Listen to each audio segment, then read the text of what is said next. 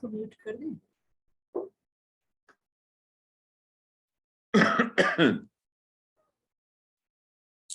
बच्चों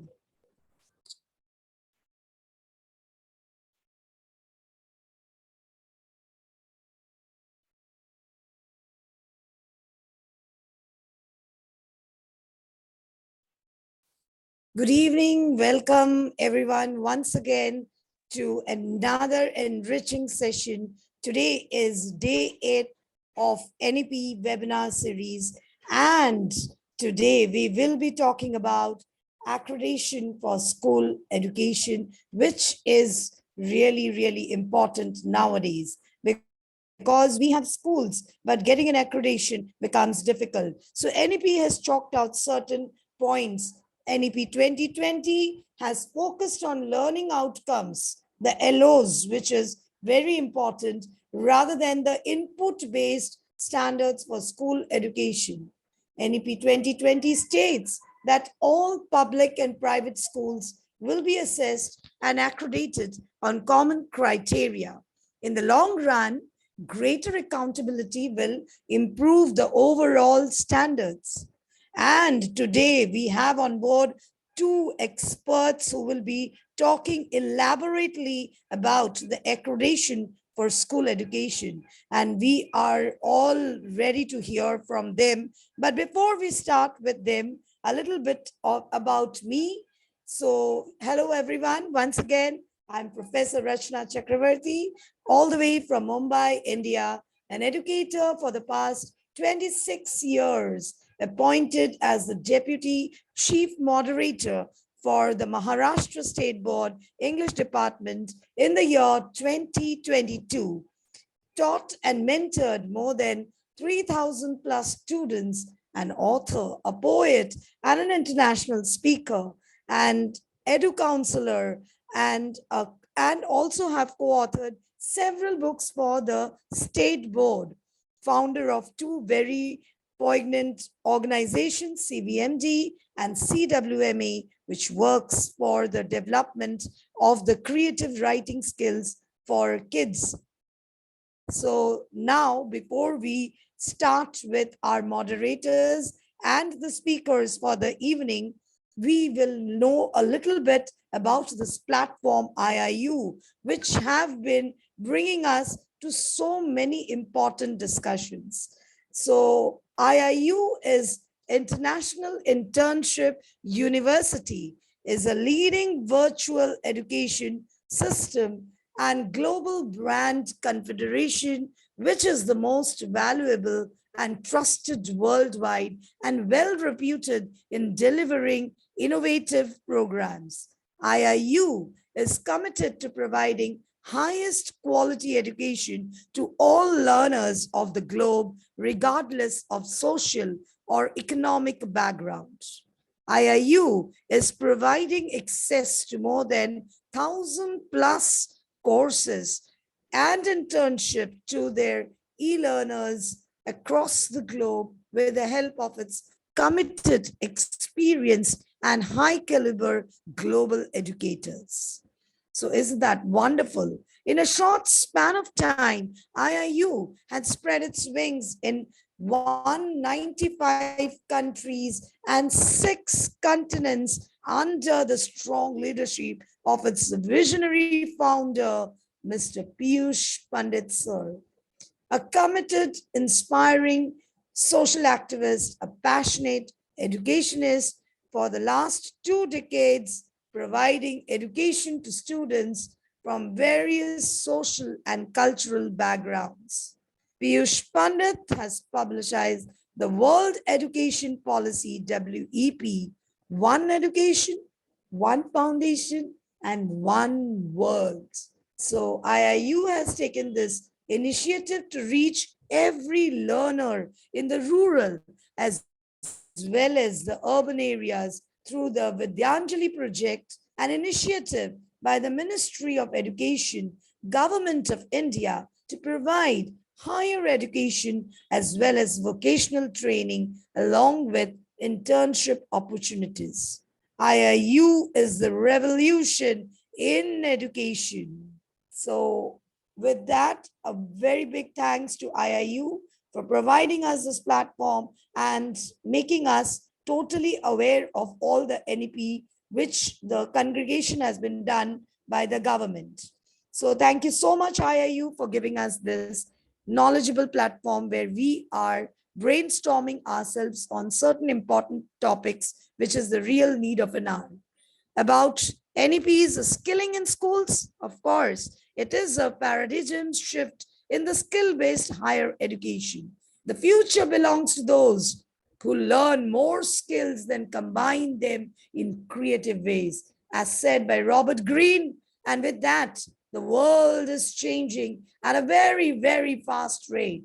In the backdrop of such a changing situation, the role of education, of course, needs to be redesigned and restructured for keeping pace with the societal expectations and maintenance of desired quality in performance. The teacher has to act as an important agent of change. No doubt, change is the very nature of NEP 2020, which lays emphasis on the more holistic view instead of the traditional content heavy rote learning approach. So we will have more such thoughts and more added information from our experts who have joined us in the platform today. So without much ado and much delay, let me invite our speaker for today's evening, who is none other than Rashmi Tyagi. Rashmi Tyagi, just a little bit of introduction. Of course, we know educationists like Rashmi Tyagi. We will fall short of words to explain her in just few minutes, but still, I would try to do that. Rashmi Tyagi is a seasoned educationist, CBSE master trainer, Navodaya Vidyalaya master trainer, science communicator, environment activist, doctorate in chemistry from IIT Roorkee, master's in education from Mumbai University, trained as principal at IIM Bangalore, resource person of Nata, Colombo, Sri Lanka, resource person for Oxford University Press. So welcome, Rashmi ma'am. We are really, really honored to have you on our platform today. It will be really great listening to you about our education policies. So over to you, Rashmi ma'am. Namaskar, everyone.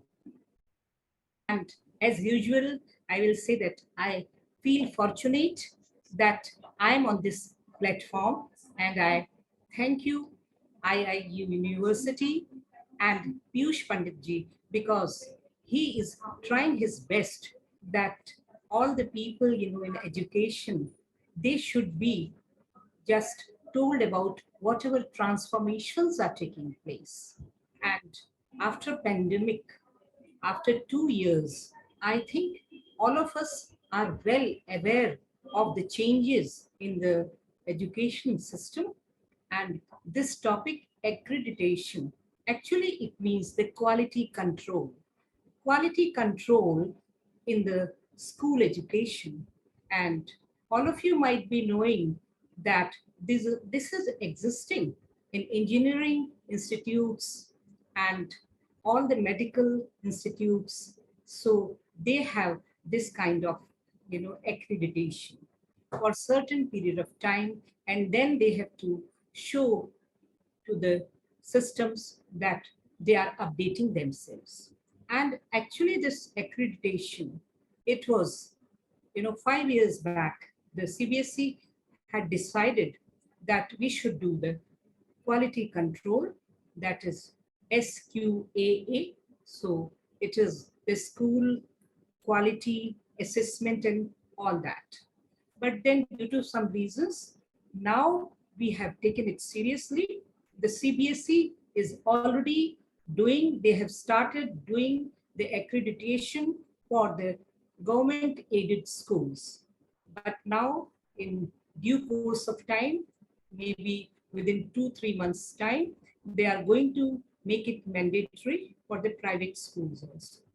And as you said, that it is the need of the hour, the quality control. So that is the right reason that we should start just doing this in our schools, making our schools ready for the accreditation. And we have to improve the quality of so many things. It is not only teaching, learning, but there are 7 or 8 domains in which a school has to prepare their, systems. And then, when the, inspectors are coming to inspect the schools, as when you have the affiliations, that time the whole team, inspection team, visit your school. Similarly, for accreditation also, you have to prepare your school with all these things which are there in the accreditation, and then they will visit you. If you get 75% marks in that, then your school will be accredited. Otherwise, you have to present it again for the inspection. So it is going to be a good thing. And we have got another body in India, that is NEP, National Accreditation Board for Training and Education. So that also is there in Delhi. And I am NEBIT certified, as well as I am a peer assessor for CBSE accreditation. And it was 5-6 years back. And I am very happy that it is going to be mandatory. And I think as lots of transformations have taken place today in our education system, then we should also transform ourselves in many ways. And as NEP 2020 is also talking about the quality control, then it becomes really important that we should start doing it. And it is a very good step taken by IIU, that is the university, okay, to just do it for the teachers and for the educators and even for the parents. And actually, this accreditation had already been done in the BMC school. It was a pilot project, and I was the peer assessor for them with a team in Maharashtra. And there we had done around 10-15 schools accreditation. So this is what is being done. Already it has been started, and you can see this PPT. I think you cannot read it. So I will just show you this wheel in the next PPT. Make it a little bit this thing. So you can see which are the different parts of this. And I'll just, can you see it? Can you see the PPT? Am I audible properly? Is the PPT visible to you all? Yes, ma'am. Yes, ma'am. We can. Yes. Very, very clear. Okay. So now there are 8 domains. They are further subdivided into subdomains and subdomains, which qualify the various aspects of that particular domain. And then each subdomain has got 4, statements under which benchmarks have been developed. And it is a weightage. See, I told you the 75% marks. So how you are going to get marks in each, domain. So it is like a question paper as it is given to you in the exam. The 10 marks for this, 10 marks for this, and then 100. Here also, we have got these domains, and the school has to prepare their school so that, that kind of, inspection will be done. And if it is 75 or more than 75, then your school will be accredited. Otherwise, they will leave the suggestions for you, and you will be given another chance. So for that, I think you should start, doing all the schools, these accreditations, preparation, I should say. And as you can see, the scholastic process. So all of you know about the scholastic process. That means what kind of teaching, learning is taking place in the school. And because of that, all these NEP 2020, whatever, you people have known about it, you are going to implement in your school, that the assessment is going to change, the learning systems are going to be changed. As I have already talked, that in the class, the learning is more important, and we are going to follow the Bloom's taxonomy, where the creativity and hands-on experience is important, and we are going to give projects to the students, the assignments to the students, research-based pedagogy, that they are going to do everything on their own. We will give them some topic and we'll give them some guidance. Teachers will guide them, and that kind of teaching learning should be there. Actually, when I had gone for the inspections to the BMC school in Mumbai, we have observed the class, and then we were just concentrating on that how the teacher is trying, that the students are doing it on their own. But there is a difference between these BMC schools and the CBSE schools and the private schools and the ICSE schools. So you will have to just develop this scholastic area, and in that your labs should be good, and whatever the curriculum is there, they are going to, so they see the curriculum also, that how you are going to just present it to the student, the syllabus which is there, how you are going to present it. So after that, so 15%, out of 100%, 15% is for the scholastic process, the assessment system, the teaching learning system, and so on and so forth. And then the infrastructure, 10%. And these days, when we go for the inspections of the school, then we see that the rooms, the size of the rooms should be as per, asked by whatever body is going to inspect your schools, and lots of, so many windows should be there to make it airy and bright. And then what kind of furniture is there, and your other things also, like your wall magazine and other things also in the infrastructure, your, toilets separate for girls and boys, and then everything is good there, and the water is available. So that way they just check everything and they go to the toilets.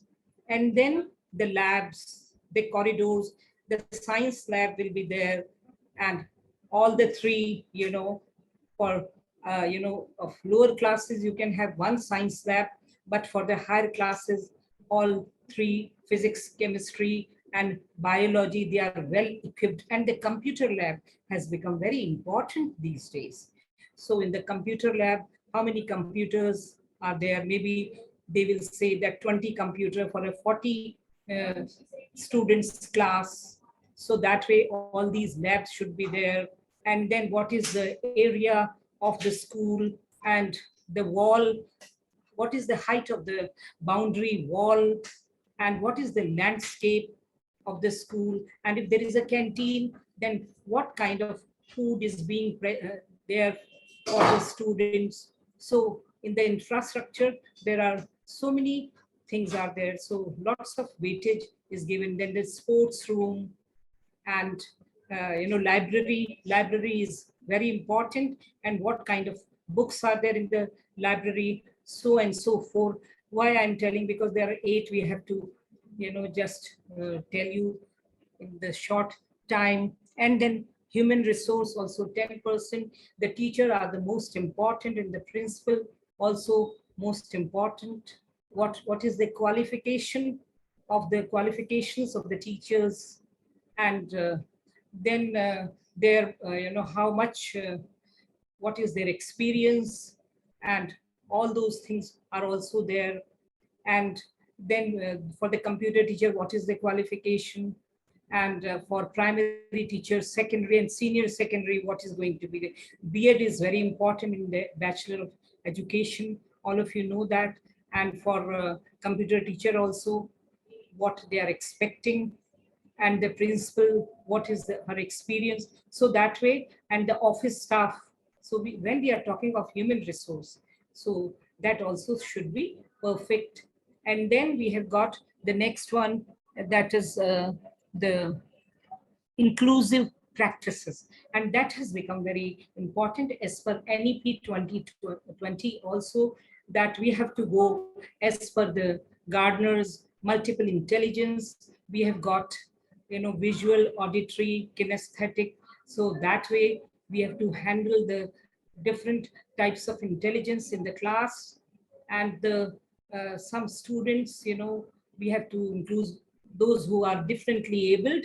So for them also, we should have counselors. When I was talking about teachers, then here I'm adding that we should have counselors also for, these type of inclusive education. And, some children are autistic and some children are dyslexic. So that way you should have the counselors accordingly. So that is also very important. And what kind of teaching material will be there for them. So we want to be inclusive. All of them will be together. And then the 10% for this, then management and governance. Governance is really a very important part of this accreditation. And for that, the whole system, the managing system of the school should be there for this way. And the management of different things. All of you know that it is not easy to run a school, but then they will have to make the documents. The documentation is very important. And here I will add the documents for, water safety, hygiene, health and hygiene, and the fire. You know, they should have the good methods, that in case there is a fire, then how they are going to handle it. They should have the proper certificates for that from the, whichever, like BMC is here, or in which city. I'm talking of Mumbai, because I'm in Mumbai. So, and it is not easy to get them. These firefighting equipments, they should be proper in a running condition. And then we should know that if something happens, how we are going to, vacate the school. And those mock practices also, those kinds of documents should also be present in your school, that at such times how you are going to manage it. So that way, health and hygiene also, and the visits of the doctors for the student. And in your school you should have an infirmary, and in the infirmary you should have bed, you should have, proper nurse, and maybe a doctor should be on panel. So the marks will be given on these things, and the documentation should be the best part of this thing. We should prepare all the documents. And then the management, how we are managing the school. And then the parents also, how we are handling the parents, how many meetings are taking place in a month. So these things are very general. And I think the teachers, they are aware of it. And even the principal and the management, they are aware of it. But they were aware of it. They were not knowing that they should have a proper ready school with all these things. So they have to make their school ready for these things. So 10% marks for that. Leadership. So that is the principal, whether the principal and the teachers and the vice principal, they have done the proper trainings, how many trainings, in which topics they have done. So that is also very, very important.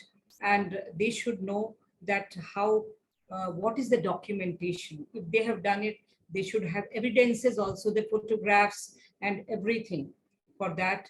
And then 10% for the beneficiary. So which are the beneficiary, which are the stakeholders, like children, the parents, and the management. So beneficiary satisfaction also, they have to make some documents. So that way they have to keep all the paperwork and the files and everything spick and span, and the proper management, how many cleaning ladies are there. And then you are having the regular trainings for the students, in the small classes, good touch and bad touch. that kind of practices, whether they are taking place in the school, all the children are safe in the school. Is there any buddy system in the school? When the child is going, a girl child is going to the toilet, then two girls are going and the boys are waiting there. So these kind of small things you have to present for the accreditation. And so this is what you have to make your school ready for that. And it is a holistic process. And scholastic process, co-scholastic is also very important. As I told you, what equipments you are having in the sports, what is the size of your ground, and do you have football court, you've got badminton court, you have got table tennis or not, and a proper qualified sports teacher is there or not. So that is also very important. So that is co-curricular sports and debates and dramas, and taking your students for excursions. So co-scholastic, I think it has become more important than scholastic these days. So they have to be trained with the 21st century skills, that is the collaboration, communication, critical thinking, and problem solving. We always repeat these things. We already know these things.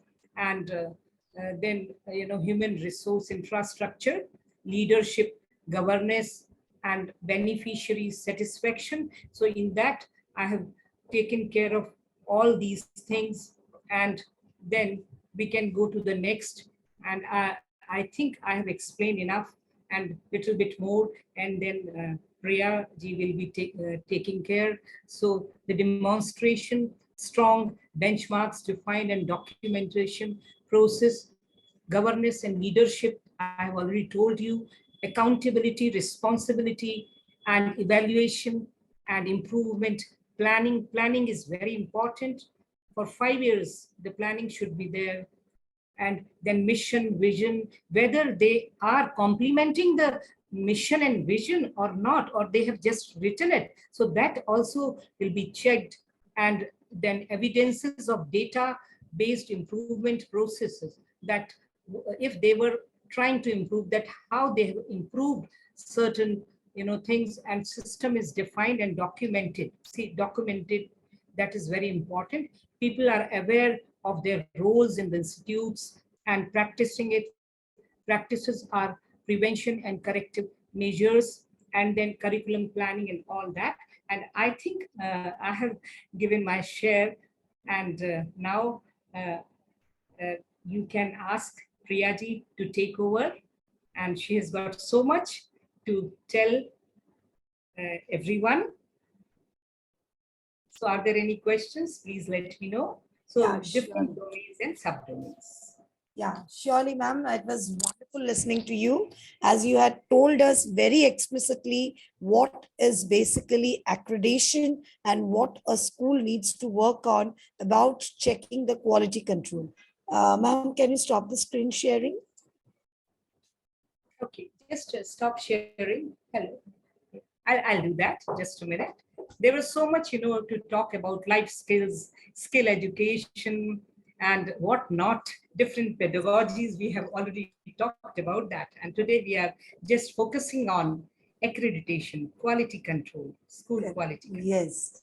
And ma'am, you have very explicitly talked about the 8 domains. I think all the schools now need to concentrate on that the 75 percentage, how does it come? So you have very clearly spoken about it and talking about each and every factor which has been considered, the scholastic process, the co-scholastic process, the infrastructure, which is very, very important in a school to get their accreditation, the quality control. So you just cannot, take up a school. School is a place of learning. It's not a business institution. We are, imparting knowledge. So the knowledge should be given in a place where the knowledge, seekers, they get that peacefulness of the mind, the calmness of the mind, and they can understand each and every bit which they are inculcating in them. So as a result, it is very important. These accreditations are very important. It was earlier only for the government schools, as you said, and now it is going to be implemented also for the private schools also, and which is a very, very important thing. So I feel this will bring about a revolutionary change in the field of education. The human resources also, ma'am, you talked about that, how beneficiary it is for them, that important for keeping in a school, the teachers or whoever is imparting education.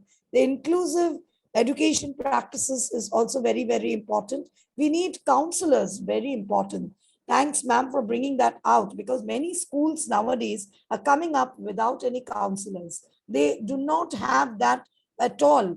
Without that, they are just imparting education without activities, without any prone to any other areas. They are just into the study-based education, which should now be checked. It's high time that NEP needs to work on here, intervene here, and put that important aspect which you have discussed right now about the inclusive practices, then the management and the governance, which is also missing. Only one person looks after everything.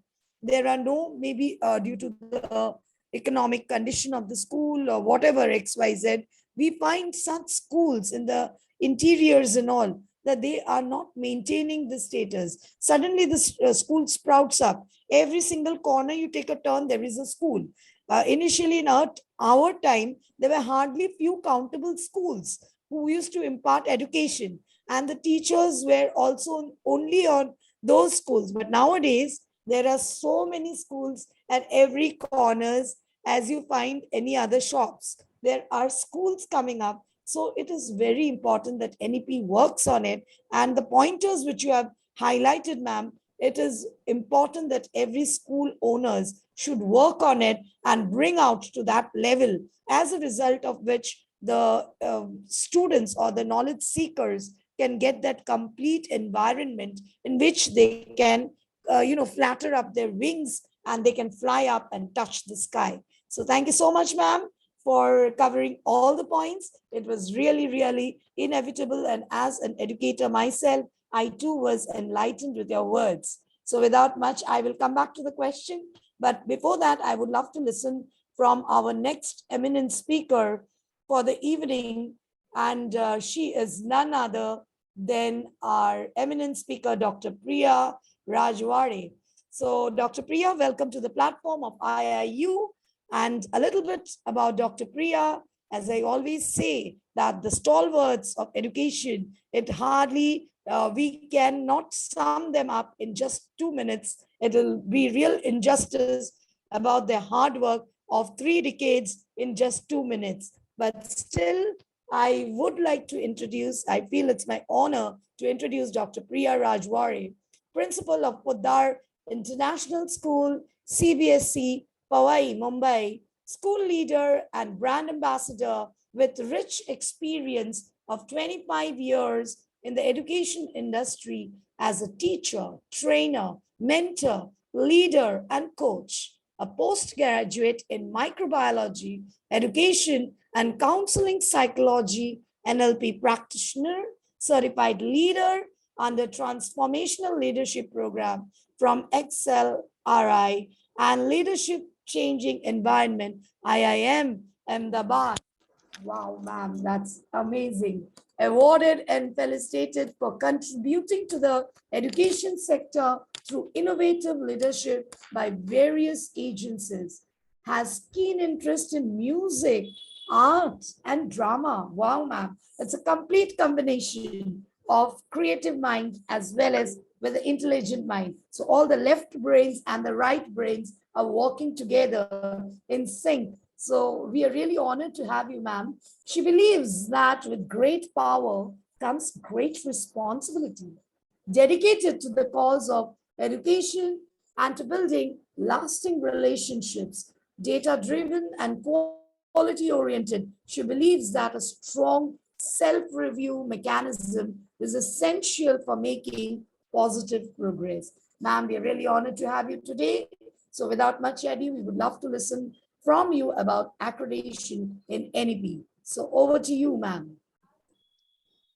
Good evening and thank you, Professor Rachna. It is whatever write-up was sent, you have presented it so beautifully. I was enamored listening to it. I didn't think that this is something written about me.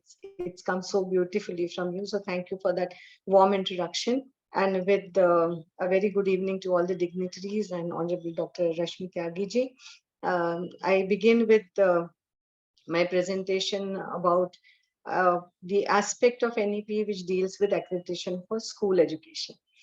Now, the very first thing that I would like to share in this regard is accreditation is the pursuit for excellence. That is something which all of us need to understand, that it is the pursuit for excellence, and there is a background to these kind of processes that have been that have been put up across various industries. As ma'am has already said, that it already exists in medical industry, it is already existing in higher education. Why is it brought to school education then? Why is accreditation necessary for school education? The very reason is that education, we know, is the backbone of the country.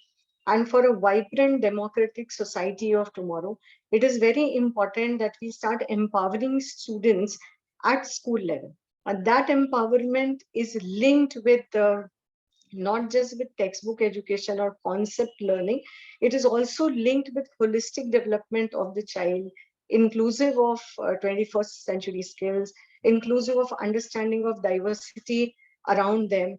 And there are so many facets to education. It's not just limited to curriculum and delivery of the curriculum. So I think accreditation essentially talks about a 360-degree view of the whole educational process, which is mediated through the agency of the school. And that is why it is school accreditation. We are looking at various processes that are taking place at the school level, which are eventually empowering the students. And that, so one mindset that I have seen as a school leader amongst people who are faced with accreditation is that, oh my god, this is something, now that we have got to do. So it's not that, it's essentially regulation for the purpose of empowering you to perform better than where you are currently. So I'll just take you through a few slides. Slides are very simplistic, ma'am, and I've just tried to put across what is a realistic picture and what people can understand. As Dr. Tyagi will agree, and you all will also agree as eminent educationists, that this is not something that we can cover in a 1 hour, 1.5 hour session. It's a very, very wide range of topics put together for the purpose of bringing out something really beautiful which is associated with school. So with your permission, I'll share my screen about, please tell me if you're able to view it, ma'am. Ma'am, how much time do I have? You can tell me. Ma'am, you can continue. All right, thank you so much. Thanks for that. Okay. Are you able to view the screen? Yes, ma'am. Yeah. Yes. Okay. Very clear. Okay. Yes. Thank you so much. So I'm going a little bit into the background of accreditation, because why are we talking about this process now? If you see chapter 8 of the new education policy, it gives a detailed outlook about the accreditation process. Now, SDG or Sustainable Development Goals has become a very, very important topic today. And across countries, all countries rather, are working on Sustainable Development Goals. And it is important that our students, the young generation of tomorrow, the population of tomorrow, those who are going to inhabit this planet tomorrow, they should be acquainted with Sustainable Development Goals, and not just be acquainted with them, but live and breathe those goals. That's what we are looking at. So as adoption of sustainable development goals in 2030 by India, one of the primary goal is the improving the quality of education and raising the quality of education in schools in the country. We already said that school education is the basis for everything. Whatever happens next in life is always linked with school education. Also, we want to achieve global excellence in education, but because India, people are looking up to India for human resource, they're looking up to India for innovation, they're looking up to India for research, and everything and anything on the earth, they're looking up to us. So we have to achieve global excellence. And with great need to improve standards of school education, the focus has to be shifted on performance improvement in school. Now, by performance improvement, one must understand it's about going from where you are to where you want to be. You may be at any level today. We may say that we are at an excellent level today, but can you go to outstanding from there? That also is an incremental performance improvement. So moving on from a basic education to everyone, or base level education to all, minimal education to all, to quality education for all. That is the purpose of the accreditation process. The accreditation, if you define it in dictionary terms, it is obtaining a formal certificate of credibility from an authorized body. As Dr. Tyagi was also saying earlier, NABET is a body that is authorized to inspect your school. CBSC accreditation body is an authorized body to inspect your school and give you a certification that yes, you are at this level. And they do it on the basis of verification of best practices, which are outcome-based quality assurance.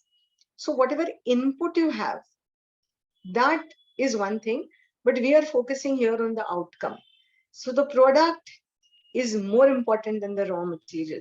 So you may have children coming from diverse backgrounds, diverse socioeconomic strata, diverse learning cultures, diverse intelligence levels. But what is the output that you give from the school? That is outcomes-based quality assurance. So I may be doing 100 processes. Are those processes making a difference? That's outcomes-based quality assurance. That is what accreditation process is basically looking at. Best practices and standards across education institutes to ensure that we have institutional excellence at all levels. Now, why accreditation? I think it is very important to know what it is, why are we doing it, how are we going to do it, who is going to do it, and then how do we prepare ourselves to get into this particular mechanism. Those are the questions that I have tried to highlight over here. So accreditation has got several benefits. One is self-reflection, which is, I think, the largest benefit that accreditation offers is self-review, looking at yourself and understanding that where am I right? What are the places where I need to improve? It's essentially a SWOT analysis of the school. So once you are certified, definitely it lends prestige to the member institute. It helps the parents to know that these are the programs or these are the schools which really deliver quality education, and this is where we want to send our children. All engaged in education become aware of the standards of excellence. So if I'm saying this is a process that will give you quality, then I must be sure that it will always deliver the same quality. So that becomes ingrained when you go through a process of accreditation. It makes possible for raising funds for supporting educational processes. Makes possible for an evaluated program to know the strengths and weaknesses. So if we give an example, suppose we run a co-scholastic, we run a remediation program for students who are not performing to the base level academic excellence that we are expecting of them. So if you're running a program of remediation, it is very important to understand whether this program is working to your expectation or not, whether it is benefiting the beneficiary or not. That is when we talk about the strength and weaknesses of the program. So individual programs need to be studied in 360 degrees to understand their strength and weakness. So it is not just the SWOT analysis of the school, it is the SWOT analysis of every program that the school runs, so that quality becomes a part of your process and it's not separate from all the school processes. Adopting and accelerating the improvement journey of the school also is a benefit of accreditation. All schools want to do well. All schools want their product to be seen outside as excellent product. That is, the students to be seen as excellent students. But the journey is always incremental and it is driven by several factors.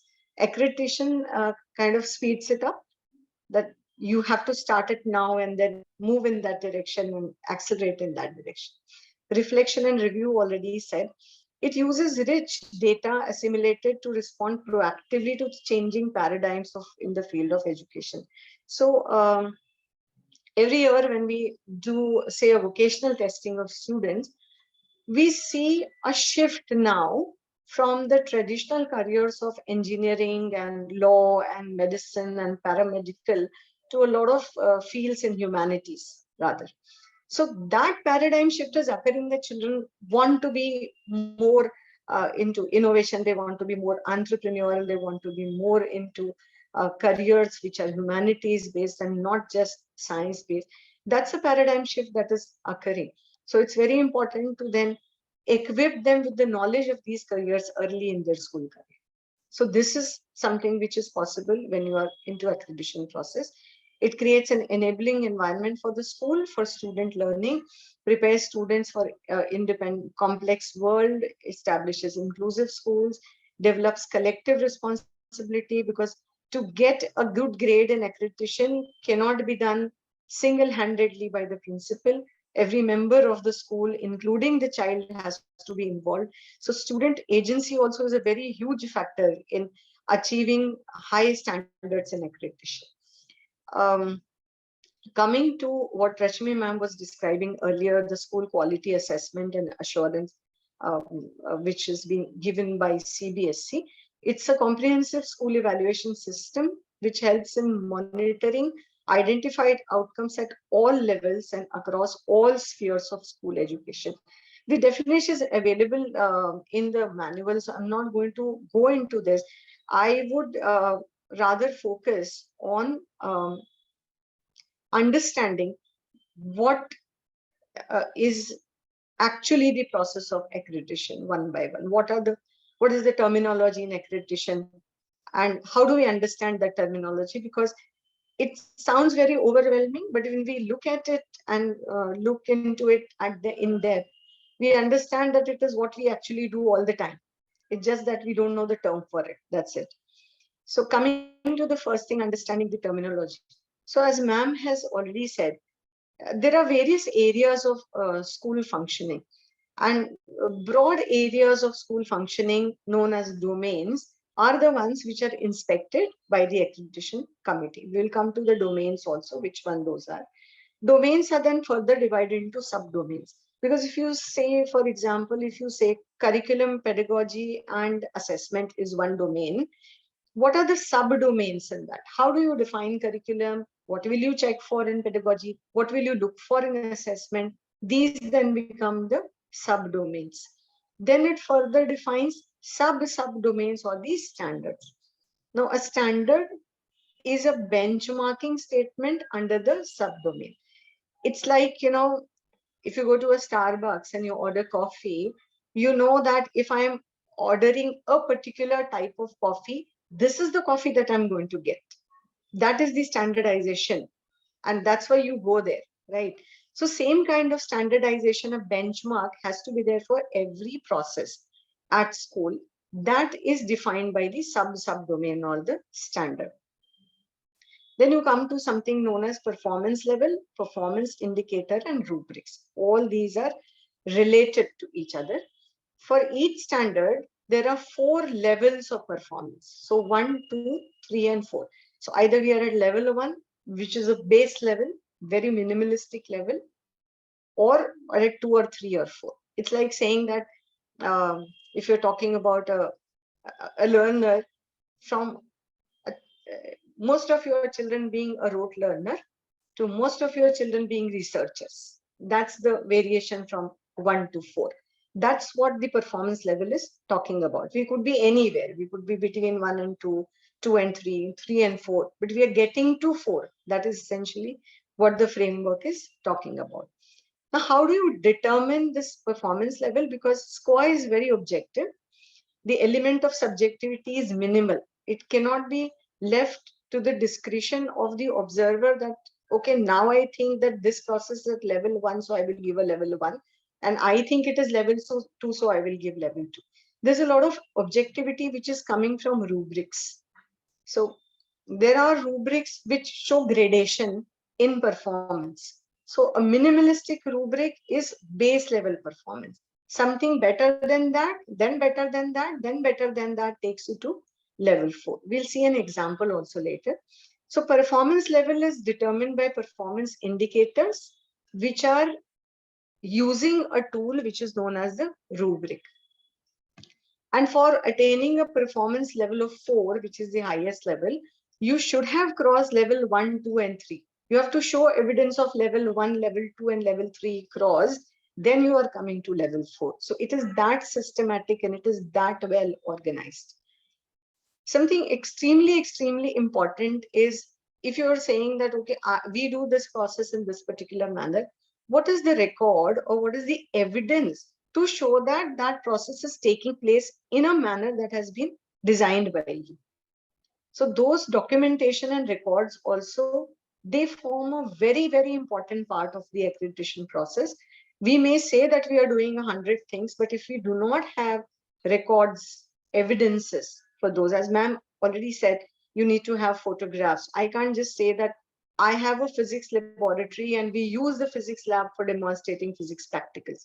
You need to have records showing that this is the planner which we made for lesson number 1, 2, 3, these many practicals. So many children actually came to the lab. You have a record of practicals. You have the observation book of the children showing that they actually conducted the practicals. That is the holistic view for each standard. That is the record and the evidence that we are expected to show. And of course, based on these records and evidences, then you are marked from level 1 to level 4 in the accreditation process. Now, what are these levels and what do they indicate? The levels indicate the maturity level of the school in terms of quality. The accreditation process believes that every school wants to attain the highest quality. But where we are at present, that is what it is determining. So level 1 is an inceptive kind of level, where the system is at a very initial stage. It could be because the school is very new, or it could be because the whole system of education has suddenly changed, or it could be because many of the teachers are new or the leadership is new. It could be any reason. And practices are individually based. There's no systems level approach to it. Accreditation is more about systems level approach. So everybody is working, but they're working at individual level and everything is compartmentalized. There's no holistic approach. Level 2 is transient, where system is in early constructive years. That means you're working better than level 1, but practices are generally corrective in nature. Means that we make mistakes, then we correct errors, then we make new mistakes, then we rectify again. Okay, we don't still have a system to eliminate the errors. That is what level 2 means. Coming to level 3, it is a stable level where there is some stability, where the evidences and the data that is there with the school, it showcases that systems are defined and documented.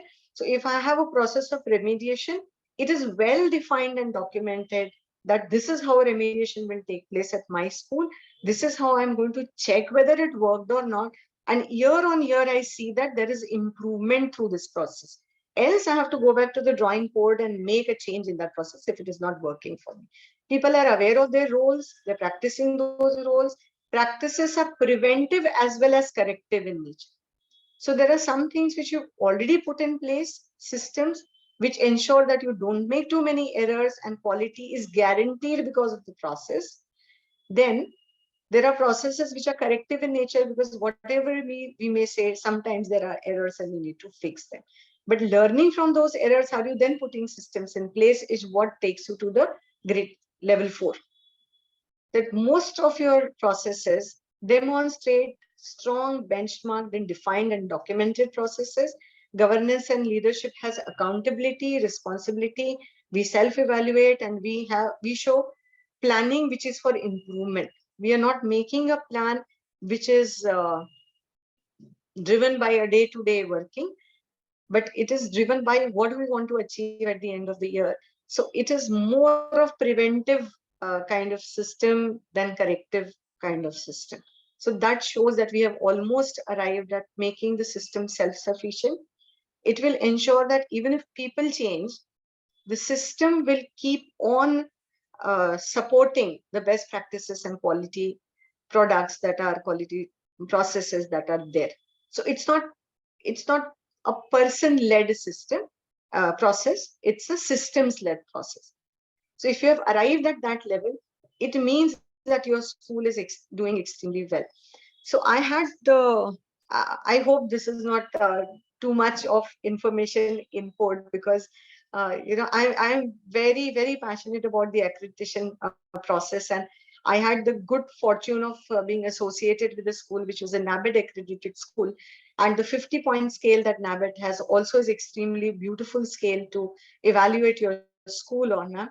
And if I may take a minute to just say this, so when I got into the leadership role, I think I was a very emotions driven person. I still am, but I was a very data negative person. Okay. I thought that, at school level, it's all about people connect. It's all about they're making mistakes. It's okay. You correct them, you move on kind of thing.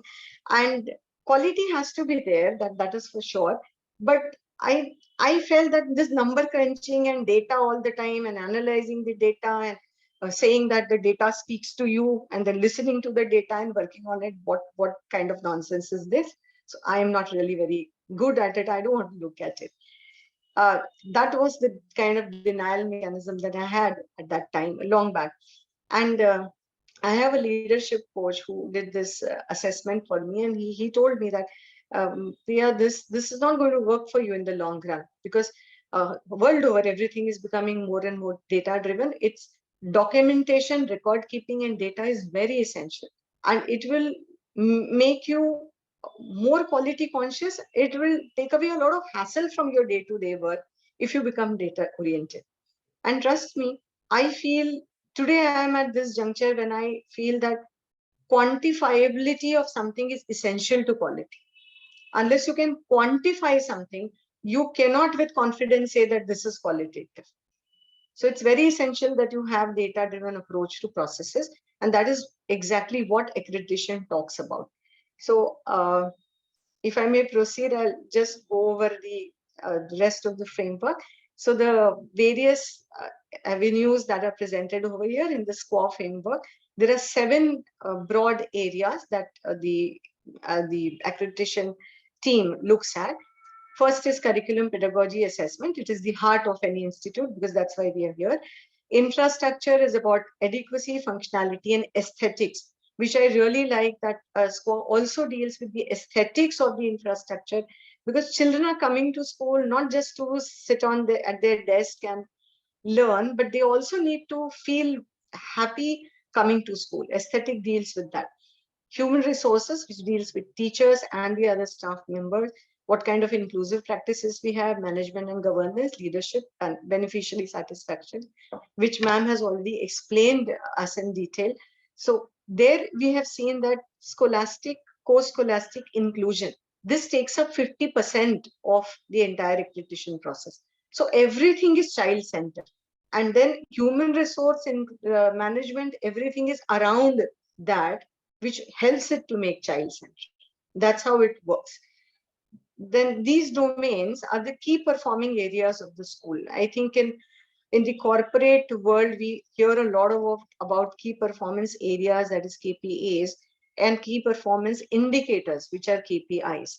These are things which have come into school education already, and we must be prepared and geared for it, to understand that this will be a routine thing now, that we must know what are our key performance areas, and we must know what are the indicators that show you that you are doing well in these key performance areas.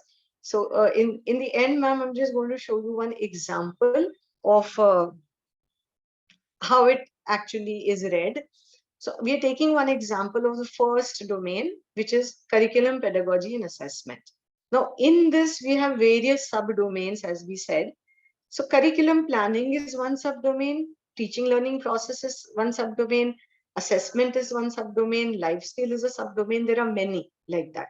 So if I'm looking at curriculum planning, Again, within that subdomain, you have subdomains.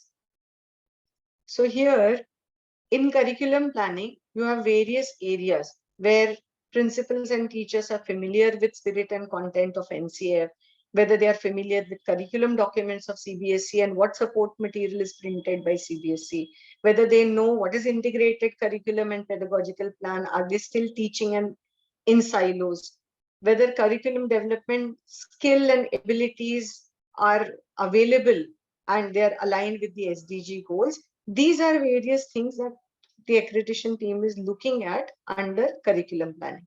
Now, how this links further in terms of, inception level or transient level or stable level or dynamic level.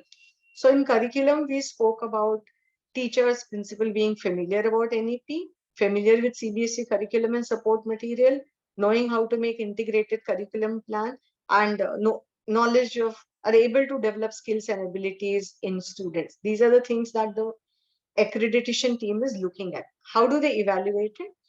Basis our records and documents, they can place the school in any of these 4 areas. So if they observe through their inspection and the documentation that school leaders have read the NEP and NCF document, the document is there in the principal's office, and sometime there has been a discussion on it, and they know that what are the key recommendations of NEP and NCF. Now, these are the basic minimal requirements for any school to function. So if you are at inceptive level, this is all that we know. But if you want to build upon that, then they should have specific programs where you have orientation of teachers, discussion with teachers, understanding how you are going to implement the recommendations of NEP. And then what comes with that is the documentation, that you have a MOM of the meeting, evidences that these things came out as key points, evidences that this is how you incorporated the recommendation in the lesson plan, and this is how you delivered the lesson plan then. So that takes you to the next level, which is level 3, where teachers have recommended, they have integrated the recommendation of the NCF and NEP in their lesson plan. They can't do it unless they have done the first 2 steps. So as we said earlier, that to reach level 4, you should have crossed level 1, 2, and 3. So you should have first read the document, you should have understood the document, you should know how the recommendation should be integrated into the lesson plan. Also, the lesson plans cannot be stagnant, they must be reviewed again and again. You must also understand the aspirations and achievements of the students who are with you. If you have students who are accelerated learners, does your lesson plan cater to those learners? Do you have hot questions in that? Do you have research-based questions in that? Have you integrated that? So that is taking you to level 3. And level 4 is that you have a cross-curricular policy in curriculum planning, where in every class that you observe, you have integration of co-scholastic activities with scholastic. You see integration of recommendation flawlessly throughout the school. It's not that in one lesson I'm showcasing NCF, then 10 lessons I'm not showcasing NCF. So this one lesson, when the team is coming to observe, it is only at that time that NCF recommendation is being followed. That will not work to reach a level 4. And school leaders are engaging regularly in analysis of the data which is coming through these practices. So if you have a lesson plan which is made in a manner that takes care of differentiated learning, accelerated learners also, are your students excelling at various competitions like Homi Baba exam or international level Olympiads? Because those questions are based on hot questions. So if you integrated it in your lesson plan and you expected it to deliver results, the results should be reflected there. So if you say that I take discussion method in class so that children develop communication and debating skills or discussion skills, do our children participate in MUNs and other programs and they reach a certain level there? That shows integration and application of what they learned in class into what they will do in the outside world. Then you are at level 4. So this is something which every single educator, every parent, every child has to understand, that if we have to be at level 4, This is where we are supposed to be at. Only then we reach a level 4. One last point I will mention, ma'am, and then we'll stop. So, for example, one of the areas in curriculum is student performance, assessment of learning outcome, and feedback. In that, there are various sub-points, sub-domains, or standards rather. So one standard is that CBSE says 75% attendance for 9 and 10, it defines, should be at lower level also. So does the school ensure 75% of its attendance for all the students? Do teachers use multiple modes of assessment, etc., etc.? So there are many. This is all available in the document, which is readily available on the CBSE website. So it's available for reading. But I'll take you to the first point, which is mentioned here. The school ensures 75% attendance for all its students. Now, how do you assess this on rubrics and say that at which level you are in this particular subdomain? School maintains attendance record of students. So this is minimalistic. Every school has to maintain attendance record. This is not something out of the ordinary that a school is doing. Everybody is maintaining a record. How do you build upon that? The principal and teachers identified students who are regularly absent. Parents are informed that your child is regularly absent.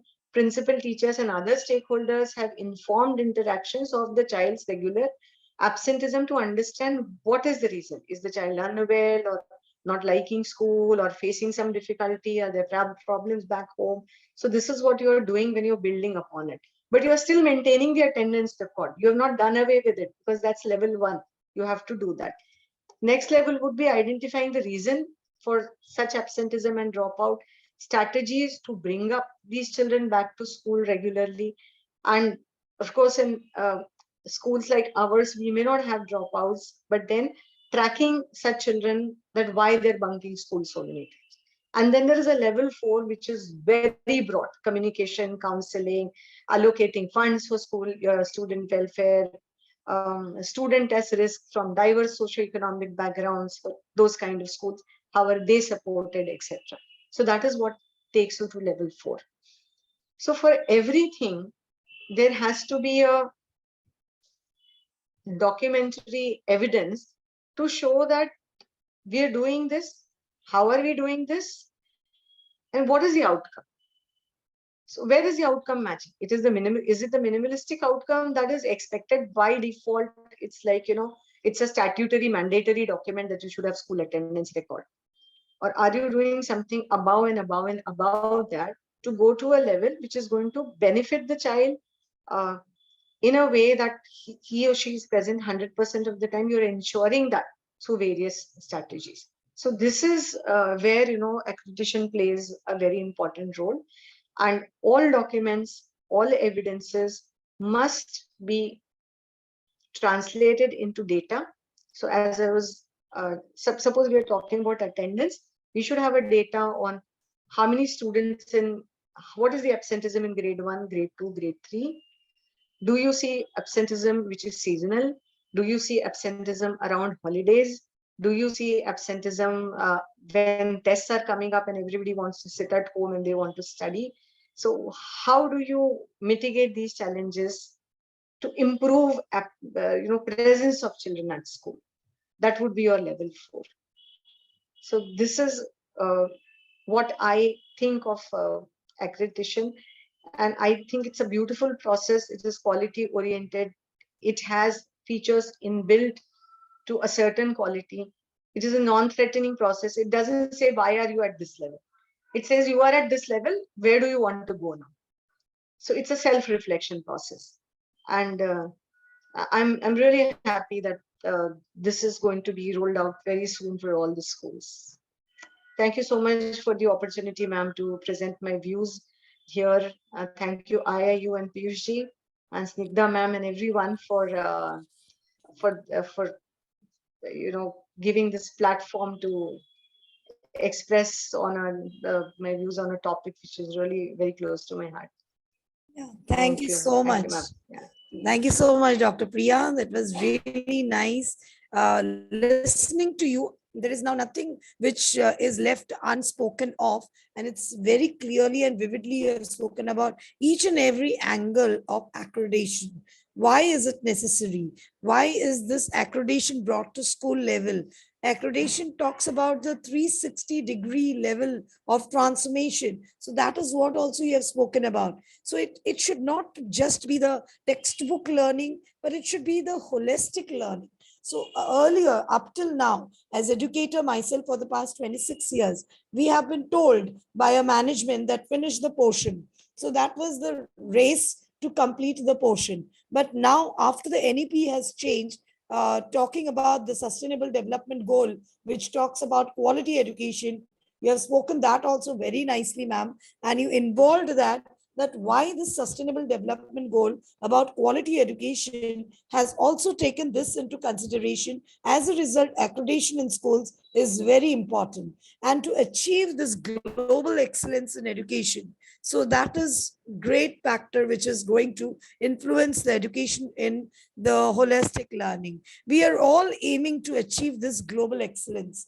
in educational learning. So we need to improve the standards of the school education, very rightly said. So the three factors which we always need to maintain: adapt, adopt, and accelerate the school improvement journey, without which it is not possible. And not only work for the accreditation, but also we should work for the benefits of the student. Not that only for as we need to check out with our levels. Our levels should also have this inclusive learning. So, ma'am, you have covered each and every point. I don't think our audience should have any other questions. It's a request that you please listen to ma'am's speech if you have missed out any part of it, because she had explained it very, very clearly, every single point of accreditation, which every school is trying right now. And if your school is also going ahead with that process, you should listen to our speech once again and get accustomed to the levels in which a school can make progress and get accredited. So thank you so much, ma'am. On behalf of IIU, I would like to thank you. I think there is no questions from my side at all. But if the audience has any question, you can put it in the inbox for ma'am, who is watching us live.